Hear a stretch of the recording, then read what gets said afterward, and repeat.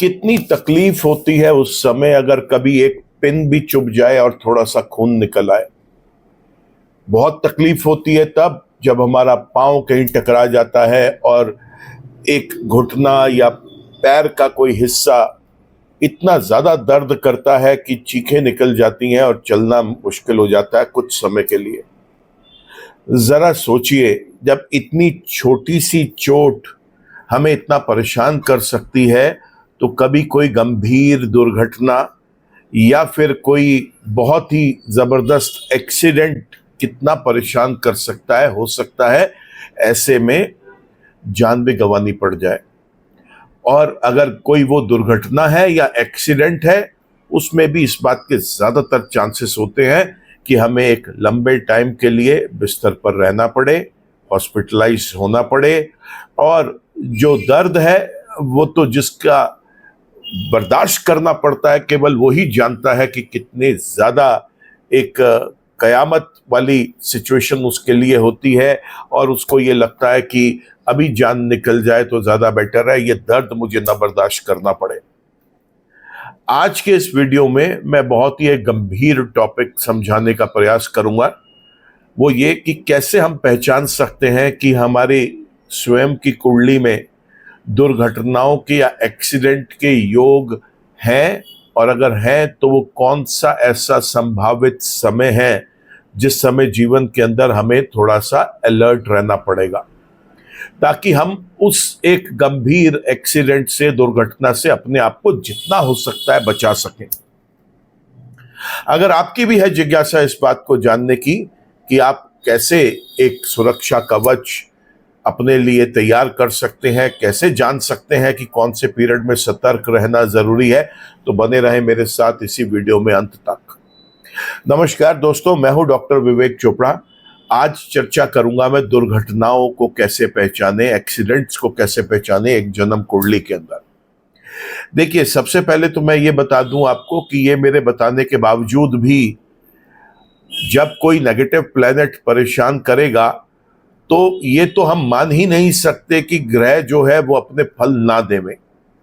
उपाय से हम उनके जो नेगेटिविटी है, उनकी जो एक एक्सट्रीम नेगेटिव सिचुएशन है, उसको रिड्यूस कर सकते हैं। साथ ही साथ अपने पॉजिटिव प्लैनेट्स को तैयार कर सकते हैं उन सिचुएशंस के लिए जिस समय वो नेगेटिविटीज हमारे साथ आके अटैक कर सकती हैं।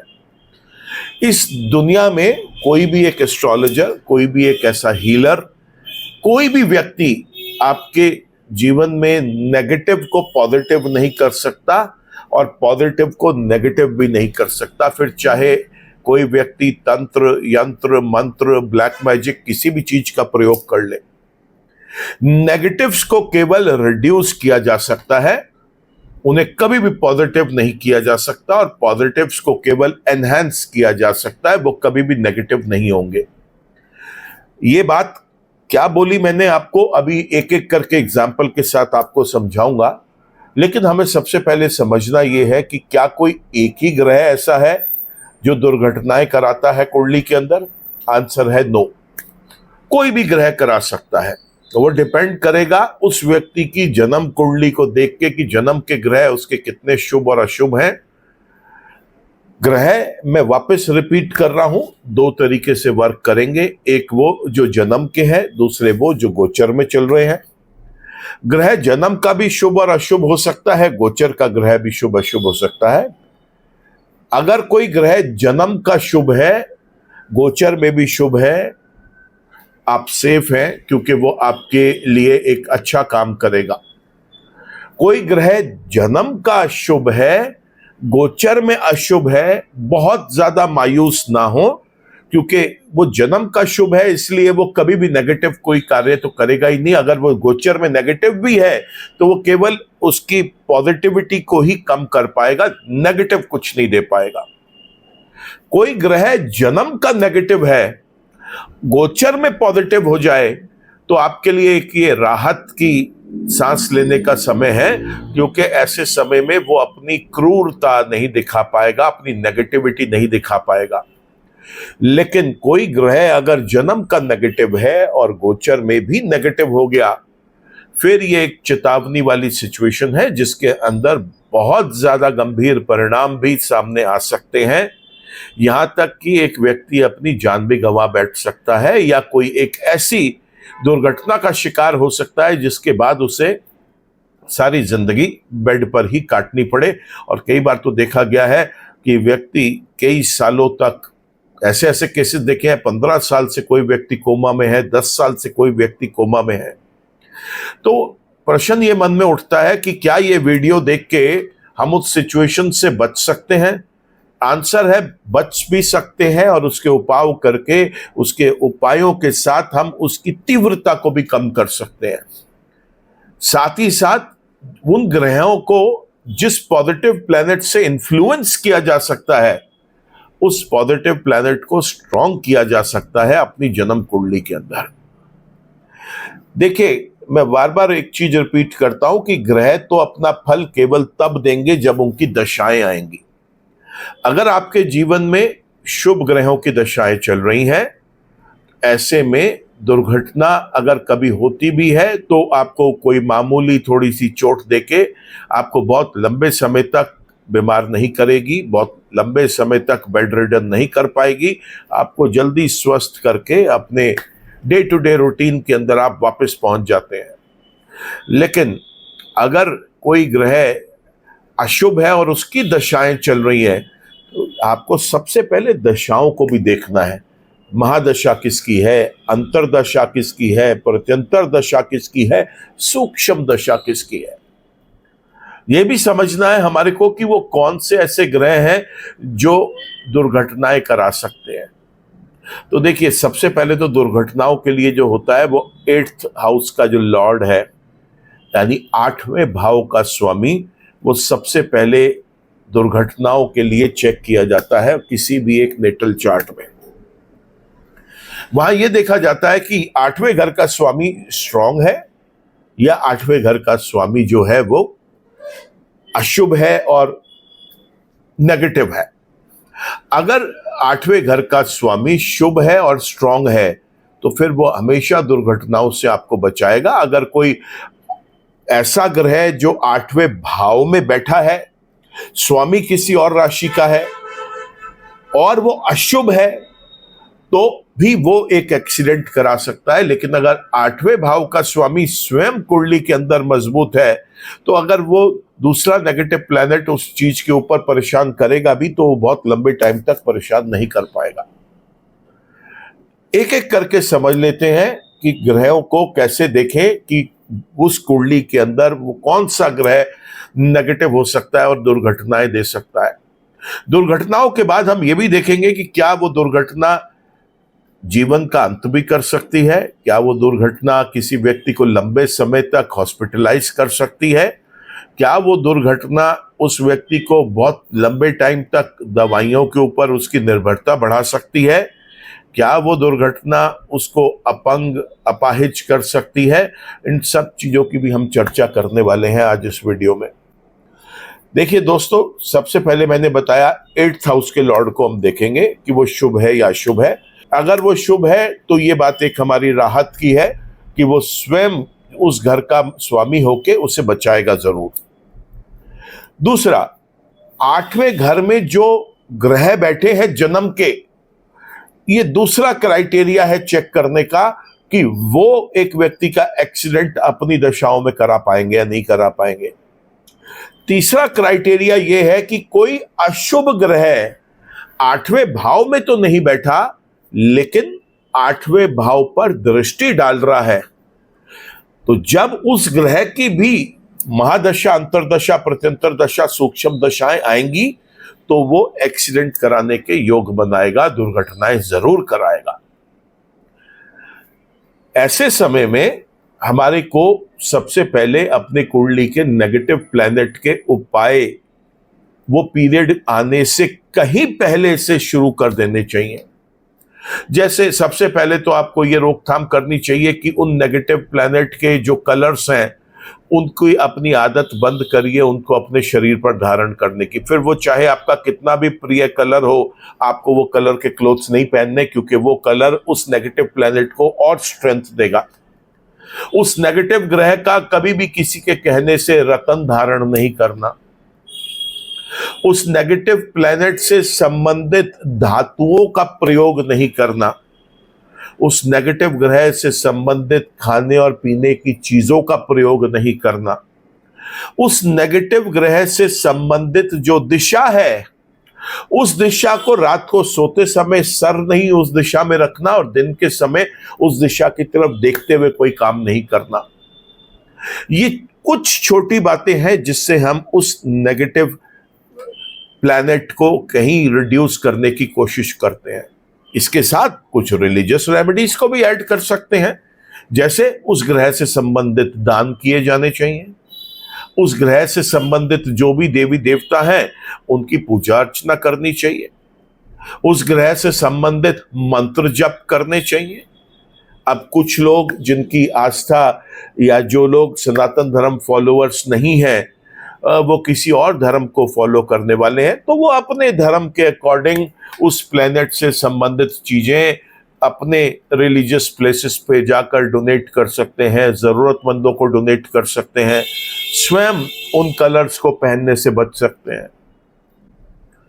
ऐसे में एक चीज का और विशेष रूप से ध्यान रखना है कि 8वें हाउस का जो लॉर्ड है या 8वां हाउस जो है या 8वें हाउस पर जो जो ग्रह दृष्टियां डाल रहे हैं, आपने उस कुंडली में यह चेक करना है कि पॉजिटिव प्लैनेट्स ऐसे कितने हैं जो 8वें भाव पर दृष्टि डाल रहे हैं, उसे सेव कर रहे हैं।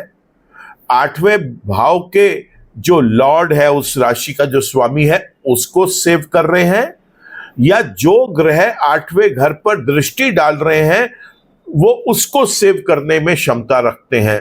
तो ऐसे में शुभ ग्रहों के रतन भी धारण किए जाएंगे ताकि वो नेगेटिव्स ना पहुंचने दें उस स्पेसिफिक हाउस के लिए।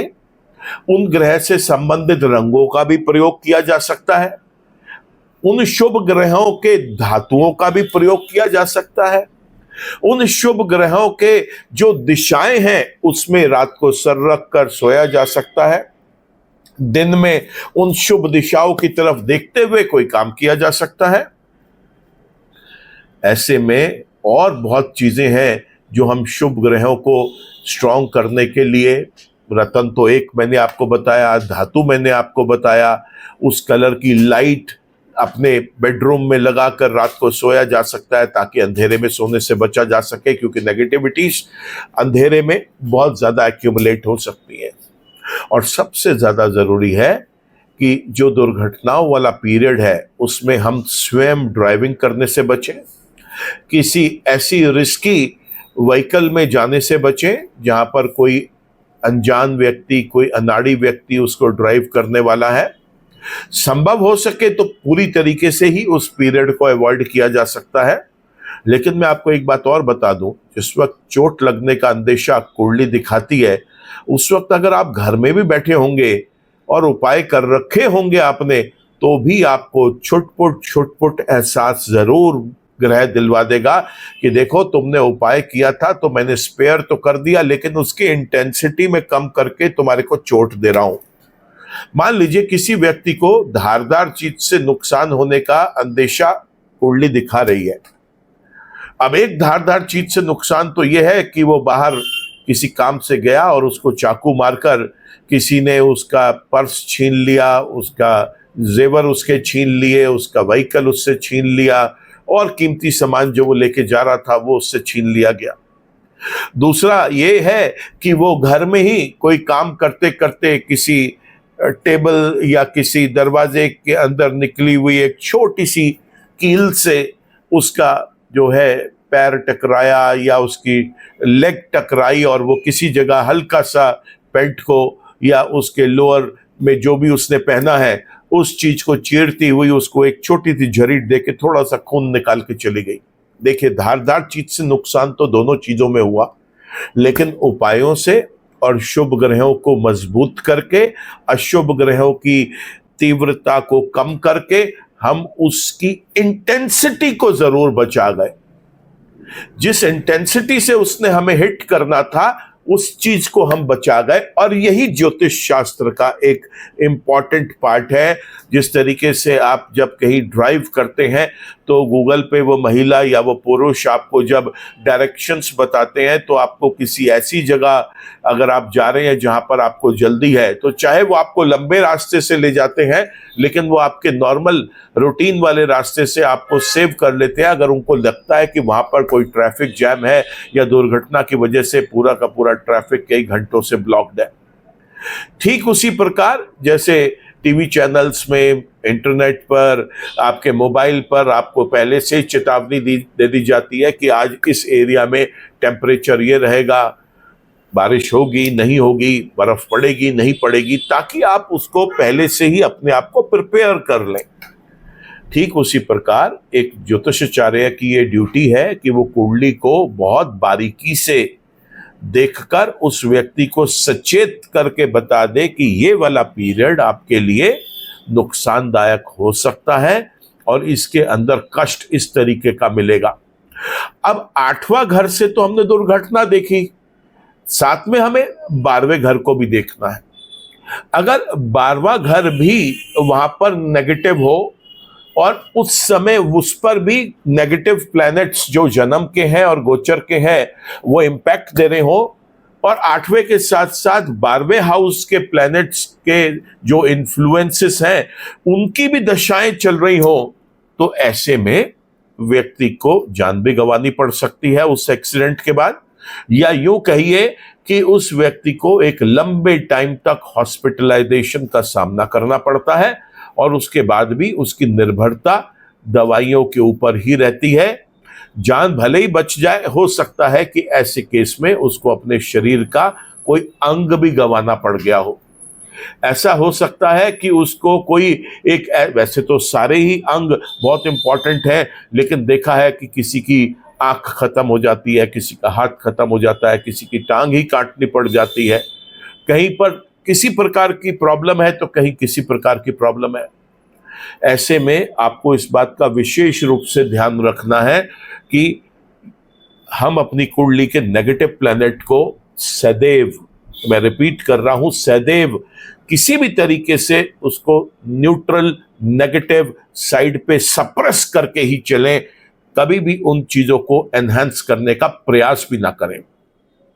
दुर्घटनाएं किसी भी तरीके से हो सकती है, हवा में हो सकती है, पानी में हो सकती है, आग से हो सकती है, सड़क पर चलते हुए किसी वाहन से हो सकती है, ट्रेन का कोलिजन हो सकता है। किसी भी प्रकार की दुर्घटना एक दुर्घटना है। आपको कोई आके स्टैब करके जा सकता है, कोई आपके ऊपर गोली चला सकता है, वो भी एक दुर्घटना है। एक्सीडेंट जरूरी नहीं है कि कोई अनजाने में ही हुआ हो, कोई ऐसे में ये भी हो सकता है कि कोई षड्यंत्र करके एक्सीडेंट करवा दे। ऐसे में छठे भाव का इन्वॉल्वमेंट भी हो जाता है, जहां पर हम हिडन एनिमीज को भी देखते हैं। अब एक्सीडेंट्स को या फिर किसी भी प्रकार की दुर्घटनाओं को हम बचा कैसे सकते हैं? मैंने अभी आपको समझाया, बचाने की तो संभावना ही नहीं है, केवल उसकी इंटेंसिटी को कम किया जा सकता है, उसका रूप चेंज किया जा सकता है। ये वही बात है कि मान लीजिए आपको आज फायदा होना है और आपका प्लेनेट ने आपका साथ नहीं दिया, तो आपको 1 लाख रुपए का फायदा हो सकता था, लेकिन वो आपको 5,000 से ही संतोष करना पड़ गया। और नुकसान अगर 1 लाख रुपए का होना है तो उपाय से वो 5,000 रुपए तक का ही नुकसान रह गया। ये कभी भी पॉसिबल नहीं है ज्योतिष शास्त्र में या किसी भी मैजिकल शास्त्र के अंदर, जिसमें आप ये कहें कि 1 लाख रुपए का जो नुकसान होना था वो मैं 1 लाख के प्रॉफिट में बदल दूं, या 1 लाख का जो प्रॉफिट किसी का होना है वो मैं पूरा खत्म करके 1 लाख के नेगेटिव में बदल दूं। Negatives can never be transformed to positive and positives can never be transformed to negative. Positive should be enhanced. यही एक तरीका है, positives को enhance करो, negatives को suppress करो। आप कोई सी भी साइंस ले लें, चाहे आप मेडिकल साइंस ले लें, वहां पर अगर आपकी डायबिटिक आप हैं, शुगर आपके लेवल्स ज्यादा है, तो डॉक्टर उसको सप्रेस करने की कोशिश करेगा। आपका हेमोग्लोबिन कम है, विटामिन D3 कम है, विटामिन B12 कम है, तो डॉक्टर उसको एनहांस करने की कोशिश करेगा। जो चीजें हमारे लिए अच्छी हैं हमेशा उनको ही बल दें, जो चीजें हमारे लिए खराब हैं उससे हमेशा दूर रहें और उसको सप्रेस करने के लिए भरसक प्रयास करें। ये एक मैंने आपको एक जनरल चीज बताई एक्सीडेंट की, ये भी बताया कि क्या उसमें जान जा सकती है या लंबे समय तक के लिए हॉस्पिटलाइजेशन का कारण बन सकते हैं। आपको ये भी बताया कि दुर्घटनाओं के पीछे अगर कोई शक्ति है, कोई व्यक्ति है, कोई ऐसा षड्यंत्र है तो वो कैसे देखते हैं। आज की इस वीडियो में हम केवल दुर्घटनाओं की बात करेंगे, तो मैं आपको लगन अनुसार ये बताऊंगा कि कौन कौन से ग्रह ऐसे हैं जो किसी एक स्पेसिफिक जगह पर बैठ के आपको नुकसान दे सकते हैं। आपको यह भी समझाऊंगा कि वो ग्रह नुकसान कब देगा। आपको रिपीट कर रहा हूं, ग्रह केवल और केवल रिजल्ट अपनी दशाओं में देते हैं। किसी भी ग्रह का नेगेटिव रिजल्ट देने के लिए कुछ शर्तें हैं। पहली शर्त यह कि वो जन्म का भी नेगेटिव हो, गोचर में भी नेगेटिव हो और उसकी दशाएं भी चल रही हो, केवल और केवल वो तभी नेगेटिव कर पाएगा। वो जन्म का अशुभ है, गोचर में शुभ है और उसकी दशाएं चल रही हैं। यहां पर अगर उसका कुछ इंपैक्ट आता भी है तो वो उतना पावरफुल इंपैक्ट नहीं होगा, क्योंकि गोचर में वो कुछ समय के लिए जिस राशि में चल रहा है वहां पर आपकी फेवर भी कर रहा है, तो अपनी नेगेटिविटी में स्वयं कुछ कमी लेके आ जाएगा और उसको उतना इंपैक्टफुल आपको असर नहीं दिखाई देगा। ठीक है दोस्तों, आप एक पेपर पेन रेडी रखें और अब हम स्टार्ट करेंगे लगन अनुसार कि कौन से लगन के लिए वो कौन सा ग्रह नेगेटिव है और कौन से भाव में वो नेगेटिव है, और आपको यह भी बताऊंगा साथ साथ कि उसके जो बचने के तरीके हैं वो क्या है। कुंभ लगन वालों की बात कर लेते हैं और जानते हैं कि सूर्य से लेकर राहु तक वो कौन से ग्रह किस भाव में अगर बैठे हों तो एक्सीलेंट का योग बना देंगे। केतु की चर्चा नहीं करूंगा दोस्तों यहां पे, क्योंकि केतु बिना एक व्यक्ति विशेष की कुंडली देखे बिना नहीं बताया जा सकता, क्योंकि केतु अपने फल नहीं देता। केतु जिसकी राशि में बैठता है उस राशि के स्वामी के अनुसार फल देता है। तो सबसे पहले जानते हैं हम सूर्य कुंभ लगन वाले व्यक्ति के लिए कैसा है और कौन से भाव में एक्सीडेंट का कारण बनाएगा। सूर्य दूसरे भाव में अगर बैठे हों तो एक्सीडेंट का कारण बनेंगे। सूर्य 8वें भाव में बैठे हों तो भी एक्सीडेंट का कारण बनेंगे, और सूर्य 12वें भाव में बैठे हों तो डायरेक्टली एक्सीडेंट का कारण नहीं बनेंगे। लेकिन अगर इस व्यक्ति की जीवन में कभी कोई दुर्घटना होती है तो सूर्य अपनी दशाओं में उस व्यक्ति को लंबे समय तक के लिए हॉस्पिटलाइज कर सकते हैं। चंद्रमा की बात करें तो चंद्रमा तो मैं आपको पहले बता चुका हूं कि सिंह लगन, कन्या लगन, धनु लगन और कुंभ लगन में किसी भी भाव में शुभ रिजल्ट्स नहीं देते। तो आज हम चर्चा कुंभ लगन की कर रहे हैं, तो चंद्रमा ने तो शुभ रिजल्ट देने ही नहीं। दूसरे और 8वें में तो डायरेक्टली एक्सीडेंट का कारण बनेगा। 6ठे में षड्यंत्र करवा के किसी का एक्सीडेंट करवा सकता है, दुर्घटना करवा सकता है, और 12वें में अगर बैठा हो तो अपनी दशाओं के अंदर इस व्यक्ति को लंबे समय तक के हॉस्पिटलाइजेशन का कारण बन जाएगा। बात करते हैं इसके बाद हम मंगल ग्रह की। मंगल ग्रह दूसरे भाव में बैठे हो तो एक्सीडेंट का कारण बनेंगे। मंगल ग्रह 6ठे भाव में बैठे हो तो डायरेक्टली एक्सीडेंट का कारण नहीं बनेंगे, लेकिन षड्यंत्र का हिस्सा जरूर बन सकते हैं किसी का एक्सीडेंट करवाने में। 8वें भाव में बैठे हो तो भी एक्सीडेंट्स करवाएंगे। कुंडली के 12वें भाव में बैठे हो तो यहां पर डायरेक्ट एक्सीडेंट नहीं है, लेकिन अगर लंबे समय तक का हॉस्पिटलाइजेशन का पूछे तो उसके लिए मंगल अपनी दशाओं में जरूर ऐसा कुछ करेंगे कि एक व्यक्ति लंबे समय तक हॉस्पिटलाइज्ड हो गया है। बात करते हैं हम इसके बाद मंगल ग्रह के बुध ग्रह की। बुध ग्रह दोस्तों कुंडली के छठे भाव में डायरेक्ट इन्फ्लुएंस नहीं डालेंगे एक्सीडेंट का, लेकिन षड्यंत्र का हिस्सा बन सकते हैं। आठवें में बैठे हो तो निश्चित रूप से अपनी दशाओं में एक्सीडेंट्स करवा सकते हैं। 12वें में बैठे हो तो लॉन्ग टाइम के हॉस्पिटलाइजेशन का कारण बन सकते हैं। मंगल ग्रह के बाद बृहस्पति ग्रह की बात करें तो बृहस्पति दूसरे भाव में बैठकर एक्सीडेंट का कारण बनेंगे, चौथे भाव में बैठकर एक्सीडेंट का कारण बनेंगे, 8वें भाव में बैठकर एक्सीडेंट का कारण बनेंगे, 12वें भाव में बैठकर एक्सीडेंट का कारण बनेंगे। और अगर कुंडली के छठे भाव में हुए तो फिर उस केस में डायरेक्ट नहीं लेकिन इनडायरेक्ट इन्वॉल्वमेंट, षड्यंत्र करवा के एक्सीडेंट का कारण बना सकते हैं। बात करते हैं इसके बाद हम शुक्र ग्रह की। शुक्र ग्रह 8वें भाव में बैठा हो तो डायरेक्ट एक्सीडेंट अपनी दशाओं में करवाएंगे, छठे में बैठे हो तो षड्यंत्र द्वारा करवा सकते हैं, 12वें में बैठे हो तो लंबे समय के हॉस्पिटलाइजेशन का कारण बन सकते हैं। इसके बाद बात कर लेते हैं शनि की, जो इस लगन के स्वामी भी हैं। और मैं बार बार बताता आया हूं कि लगन का स्वामी भी किसी भाव में अशुभ हो सकता है और वो स्वयं एक्सीडेंट कराने में अपना एक रोल अदा कर सकता है। तो यहां पर शनि जो है वो 8वें भाव में अगर बैठे हो तो बेहद अशुभ रिजल्ट्स देंगे, एक्सीडेंट का कारण बनेंगे। शनि 11वें भाव में भी एक्सीडेंट का कारण बनेंगे और ये दो भाव इंपॉर्टेंट हैं क्योंकि यहां पर एक में शनि की 10वीं दृष्टि पड़ेगी 11वें भाव में बैठकर 8वें भाव में, और दूसरे में शनि डायरेक्टली कन्या राशि के अंदर 8वें में ही बैठे होंगे तो वहां पर प्योरली नेगेटिव रिजल्ट्स देंगे। आखिर में बात कर लेते हैं अब हम राहु ग्रह की। और राहु ग्रह जैसे मैं देख पा रहा हूं 8वें भाव में बैठे हो तो नेगेटिव रिजल्ट्स देंगे और इस व्यक्ति का निश्चित रूप से अपनी दशाओं में एक्सीडेंट्स करा सकते हैं। किसी और राशि में बैठे हो तो एटलीस्ट एक्सीडेंट नहीं करवाएंगे। तो ये था कुंभ लगन वाले व्यक्ति के लिए सूर्य से लेकर राहु तक की एक पूरे के पूरे प्लैनेट्स की क्रम वाइज आप चर्चा कि कौन सा ग्रह किस भाव में बैठकर एक्सीडेंट्स करा सकता है। तो दोस्तों हमने इस तरीके से देखा कि हम कैसे ये पहचान सकते हैं कि वो कौन से ऐसे ग्रह हैं जो दुर्घटनाओं का कारण बन सकते हैं। और अगर आप ये भी जानना चाहते हैं कि वो कौन से ऐसे ग्रह हैं जो दुर्घटनाओं से बचा सकते हैं, वो तो फिर आपका व्यक्तिगत कुंडली देख के ही कोई ज्योतिषाचार्य आपको गाइड कर सकता है।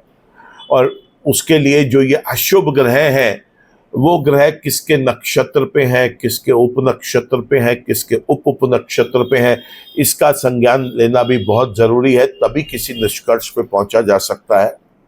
लेकिन इतना जरूर कहूंगा कि अगर ये मैंने आपको जो भाव बताए हैं, अगर आपकी कुंडली में ये ग्रह इन भाव में हैं तो आप एक बात याद रखें निश्चित रूप से कि आपने कभी भी इन ग्रहों का रत्न धारण नहीं करना, क्योंकि जब हम रत्न धारण करते हैं ना तो हम उस ग्रह को और बल दे देते हैं। रत्न का मतलब ही यही है कि वो ट्रिगर करता है उस ग्रह की एनर्जीज को और ज्यादा। तो कभी उसका रत्न मत धारण करें जो ग्रह अशुभ हो सकता है। हमने कई बार सुना है लोग बताते हैं कि स्टोन पहना था, किसी के कहने से अगले दिन ही एक्सीडेंट हो गया। यहां तक भी बताते हैं मौत ही हो गई, और मौत भी बड़ी गंदी मौत होती है। कई बार ये पता चलता है कि पूरा ट्रक ही उनके ऊपर से निकल गया या किसी ने बहुत बुरी तरह से उनको मारपीट करके और उनके साथ लहूलुहान कर दिया, टुकड़े टुकड़े कर दिए। बहुत भयानक मौत होती है, मैं उनकी चर्चा भी यहां पर नहीं करना चाहूंगा। ऐसे एक्सपेरिमेंट्स कभी ना करें। अशुभ ग्रह के रत्न बिल्कुल ना धारण करें, उनके रंगों का प्रयोग बिल्कुल ना करें, उनसे संबंधित दिशाओं में बिल्कुल भी आप ना देखें और ना उस तरफ सर करके सोएं। उन ग्रहों के धातुओं का प्रयोग भी ना करें।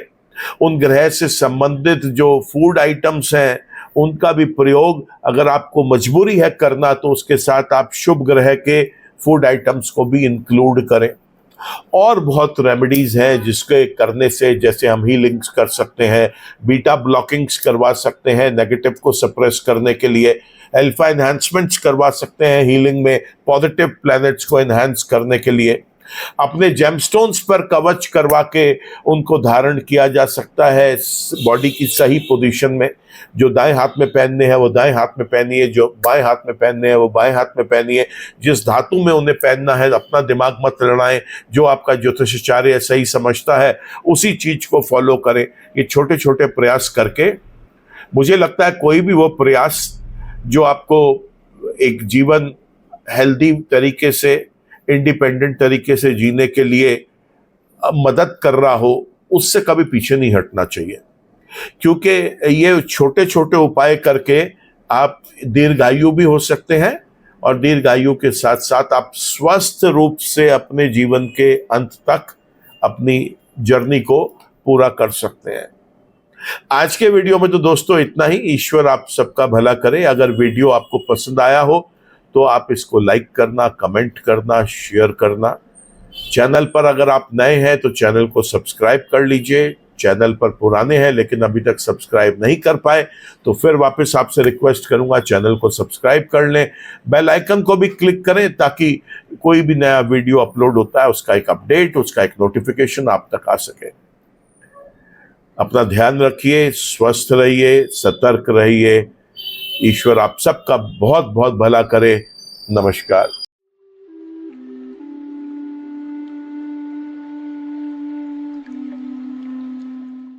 जीवन की सभी प्रकार की व्यक्तिगत, पारिवारिक और व्यावसायिक समस्याओं के समाधान के लिए तुरंत संपर्क करें। डॉक्टर विवेक चोपड़ा, पीएचडी, गोल्ड मेडलिस्ट, विश्व विख्यात ज्योतिषाचार्य एवं वास्तु एक्सपर्ट। कॉल अथवा व्हाट्सएप करें 9311131069 9212431069।